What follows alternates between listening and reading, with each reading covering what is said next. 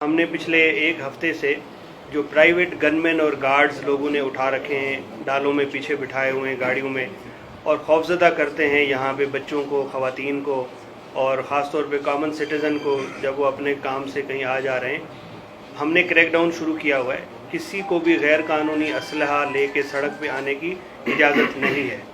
गैर कानूनी असलहे को मैं डिफ़ाइन कर दूँ कि असलहा जिसके नाम पे रजिस्टर्ड है सिर्फ वो कैरी कर सकता है, वो भी कंसील्ड मैनर में। यही कानून है। ये कतन नहीं है कि जी किसी ने लाइसेंस ले रखा है और आगे 3 गार्डों को तकसीम किया हुआ है। उसके लिए होम डिपार्टमेंट से परमिशन होती है या उसकी अलग एक अथॉरिटी है जो गवर्नमेंट से ली जाती है। तो इस तरह के अगर किसी ने भी गनमैन अपने साथ रखे हुए हैं तो उनके ख़िलाफ़ हम एक्शन लेंगे, जैसे हम पिछले एक हफ्ते से ले रहे हैं। तो मैं गुजारिश करूंगा कि इस तरह की इलीगल एक्टिविटीज़ में इन्वॉल्व ना हो, लोगों को देखा देखी ये गन कल्चर को प्रमोट ना किया जाए।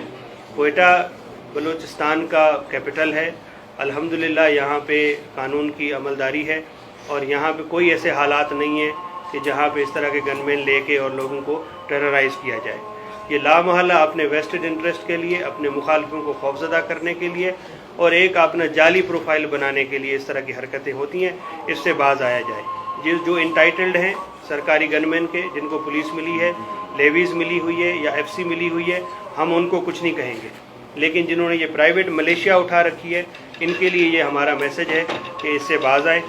हम अदर क्रिमिनल्स के ख़िलाफ़, मंशात फरोशों के ख़िलाफ़ और इस तरह की जो गनमैन माफिया है इसके ख़िलाफ़ जो है वो हम एक्शन ले रहे हैं।